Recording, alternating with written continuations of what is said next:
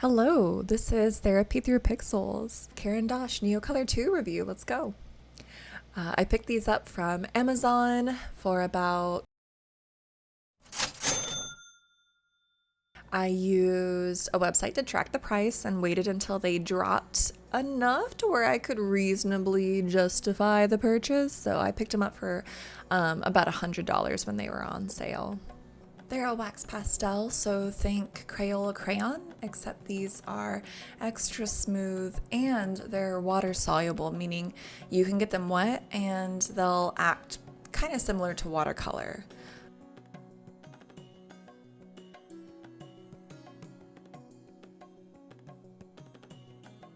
So I'm just opening this up.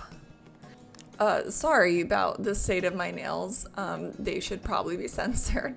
I'm a nail biter when stressed, and this week, you can see for yourself.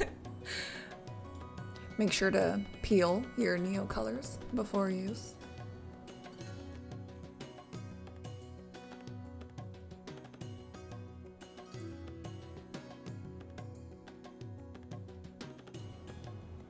This is a very nice case. I really like the case these come in.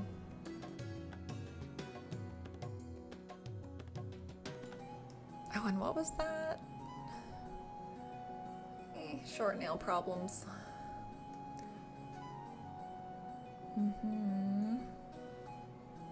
Oh, right. Yeah, I actually like the little sticker that came in my set of 15 better, but yeah. Oh, and this little booklet shows you some of the different colors and like some of the ways that you can use the medium.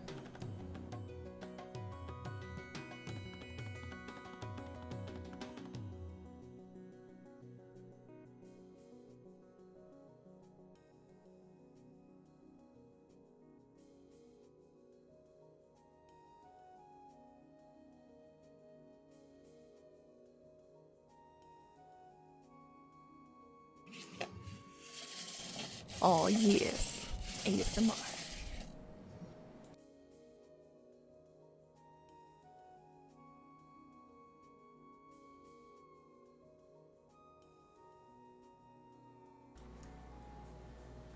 Now, this is funny because this is a pack of 84, right?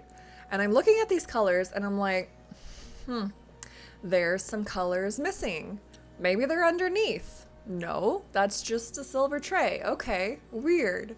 And then I reach over and I grab my pack of 15 and I'm like, I could swear I have some colors in here I don't have in the larger set. And sure enough, I'm like comparing, I'm looking, and I'm like, you know, the bright red in there isn't in the 84 pack. The blue is. Yeah, look for it there. Yep. Yep, there it is. You found it. Yeah. And the yellow though over there, I'll notice it eventually. Yep. That yellow is not in there. And neither is the red. So I'm bamboozled. I'm stumped.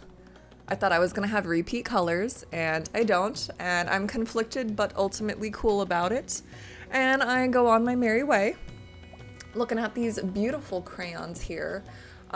Beautiful packaging, by the way. Just real nice, real sleek.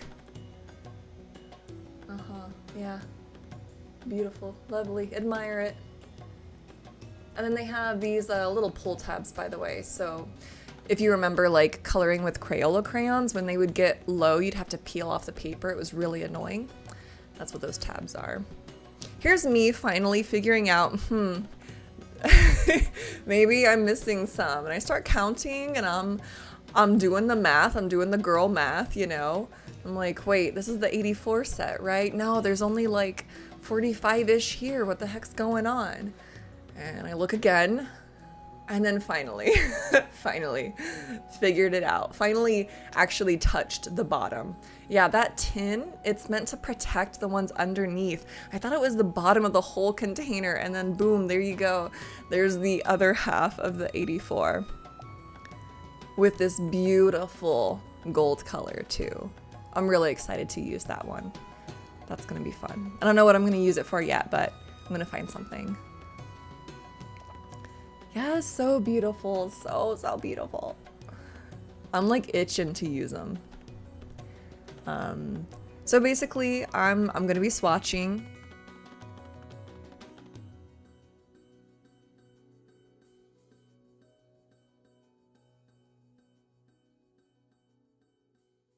So like I said, you can use these as crayons. In fact, a lot of people just use them as you would a Crayola crayon, you know. But they are very high quality and, you know, as we said in the beginning, kind of expensive. But they're very, very creamy when they go down. So that's real nice. I'm doing this on really cheap watercolor paper here. So that's why you see a bit of texture there. They're actually much smoother when you're using them on smooth paper, of course, right? Y'all, this is my favorite color right here. Periwinkle blue. Love it. I don't paint my nails often because I bite the shit out of them, but when I do paint my nails, periwinkle blue. So here's what the swatch looks like before I put the water on it. Again, like I said, a lot of people use them as crayons, but I really enjoy the water-soluble property of these guys, so that's what I'm swatching out because that's how I use them. What am I talking about here? Oh, yeah, I pressed hard on one end and a little bit softer on the other end just so I could really see what this color looks like when there's more of it and when it's more diluted and there's less of the color. You get what I'm saying. You know how to swatch. You're watching this because you're an artist, I'm sure. You know what I'm doing.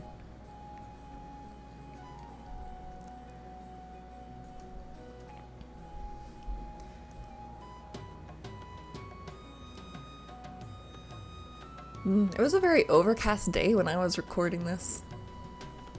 Yeah. Anyway, another reason I really wanted to do these swatches is because with my set of 15, I really noticed that, you know, to the naked eye, when you were looking at the color of the crayon itself, you know, it would look a certain color. It would be like maybe I was looking at an orange that had a little bit more of a red hue to it when you were looking at the crayon. But I noticed when I was actually using the color, maybe it went down on paper like a little bit more yellowish. So swatching also helps me kind of see what is it actually going to look like once I've, you know, activated it with the water. Yeah, so you can see me just kind of going through the rest of these swatches. Yeah, you know, I just started making videos, just started learning how to edit and stuff, and man, my computer did not like speeding up this footage. Like, oh my god.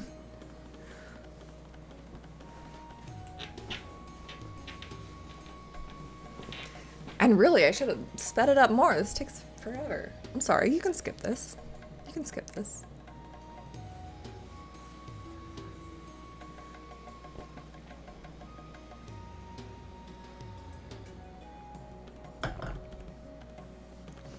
I really like the way the paper towel over there that I'm using just to kind of clean my brush in between and mop up when I get too much water and stuff. I really like the way it kind of comes out when you're, you know, using all these different colors. And that's kind of why I like it for portraiture too, is I like creating very vibrant portraits with these, which is not something I normally do. You know, I did realism for a really long time, and it's been really nice to break free of that and do something radically different. Just experimenting and not worrying about things looking right so much as doing what feels fun at the moment.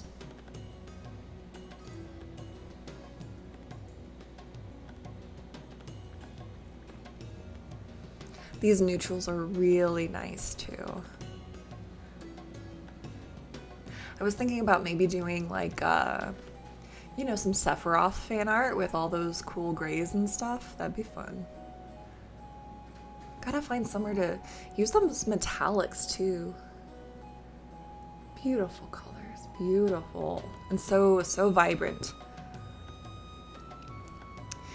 So here I'm gonna show you a little demonstration about how I use these. So here's some fan art I did of Hulkenberg from Metaphor. So basically I go down and lay some colors down first, like I might do some yellows, some greens, some purples, and then I very lightly go over the whole thing with a more fleshy kind of color.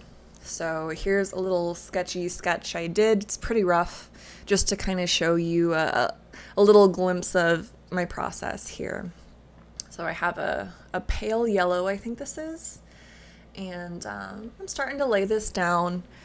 I usually have a kind of vibe I'm going for, I guess, but for the most part, I'm just doing this like willy-nilly. I'm just dropping colors kind of wherever I want them to, just experimenting and seeing what looks good. Speaking of what looks good, you gotta be careful with green. That's one thing I found from kind of experimenting a little bit is the more green you add, the more sickly things can look, which if you're going for that, that's cool, that's intentional. But sometimes, you know, it kind of happens by accident, kind of, you know, it affects the mood.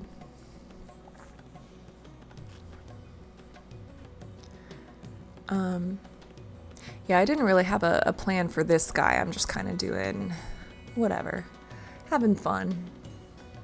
Oh, I should mention, so as I'm laying down these colors, I'm being a little bit careful in how I'm putting them on the paper. So basically, there's two techniques going on here. The harder you push, like the harder line you leave with this crayon, the more that's gonna show up in when you lay down the water. So if I make a mark, just a straight line with the crayon, and I go over it with water, that straight line isn't going to spread out. It's going to maintain it's gonna stay straight, basically. Whereas if I push, I'm talking about the color thing there, yeah. If I push lightly and just kind of carefully do things in some soft circles, which you're gonna see me do here a lot with this orangey color when I'm doing his cheek, going soft and in circles, that's gonna give you that spread out kind of bloom effect you might want for you know, cheeks. You don't really want harsh lines on the cheeks, unless you're going for that. But I want a softer shift in the color, so I'm gonna be very soft, very circly as I'm laying down that color. Whereas you can see for the eyeline, the eyelashes, you'll see it with the eyebrows here when I finally do that. And with the mouth and like the nostril, those are pretty hard lines I laid down because I want those hard edges to maintain after I laid down the water. Is any of this making sense? I hope so. I hope so.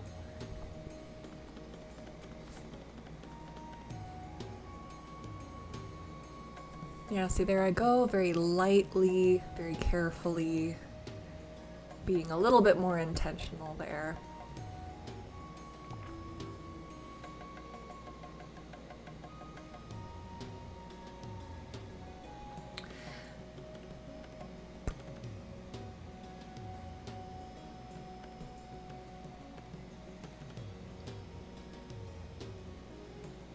Oh yeah, I cut it out, but I really waffled over like what color his eyes should be, and I just went for that.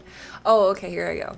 So usually I'll take a lot longer putting down the different colors and building up different layers and stuff, but I kind of stopped early because again, I'm just kind of showing off how I use them. But right now I'm going over everything with a flesh toned color, and I'm staying off of the areas I want to be more reflective. Like I want that color to be closer to white, so that might be like the inner eye and like, I don't know, cheekbones or something. Oh yeah, doing some hair here. I usually kind of start putting down where I want like the highlights to be and stuff, where I want the reflection to be, and then kind of going in. So you can see here I'm not doing the soft circly technique, I'm putting down lines, but again, it's hair, so you know, it's all good. Okay, this is my favorite part. This is actually putting down some water. So one thing you need to know about the water is that when I put down my paintbrush, this is going to dry very, very quickly. And when it dries, it'll leave a hard edge around wherever I put down the water. So I'm going to chunk this. So I'm going to do his forehead first because that's a natural section. You know what I'm saying? Yeah, you can see me with my paintbrush there. So I'll do that first. Yeah, there I go. This part isn't super dramatic because, like I said, I didn't really build up the colors. Hey, there's a pop of color. I didn't really go as ham on the colors as I usually do for this demonstration, but I have some techniques. So like if you see some areas you want more color, you know, I'll talk about what you can do there. Yeah, look at how that color pops when you, oh, and the eyelash, yes. Yes. See, the warm colors especially, they just like, beautiful. Yeah.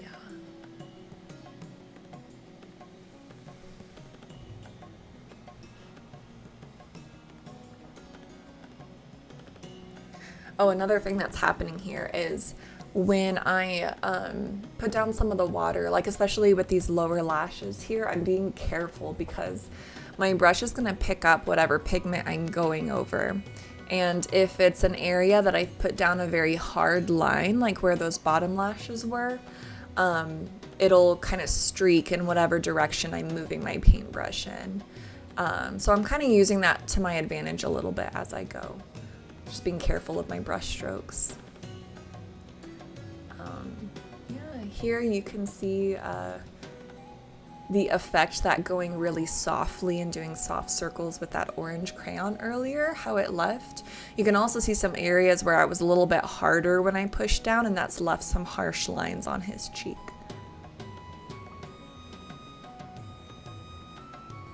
Yeah, see, as my paintbrush is picking up that nostril and that shadow color, I'm looping around the bottom to make sure that that doesn't bleed up into the nose.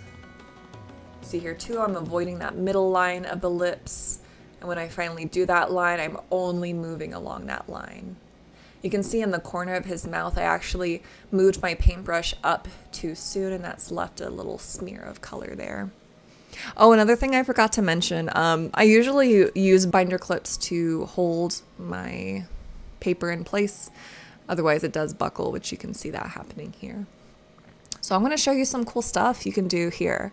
So if I wanted to make his face maybe a little bit darker or have some different colors, I can just go right back on top of this and put down another color. So I'm going to do that here just to demonstrate with, again, some, I think I actually went pretty hard on this blue. Yeah. Yeah. So yeah, you can just go right back on top. Not a big deal.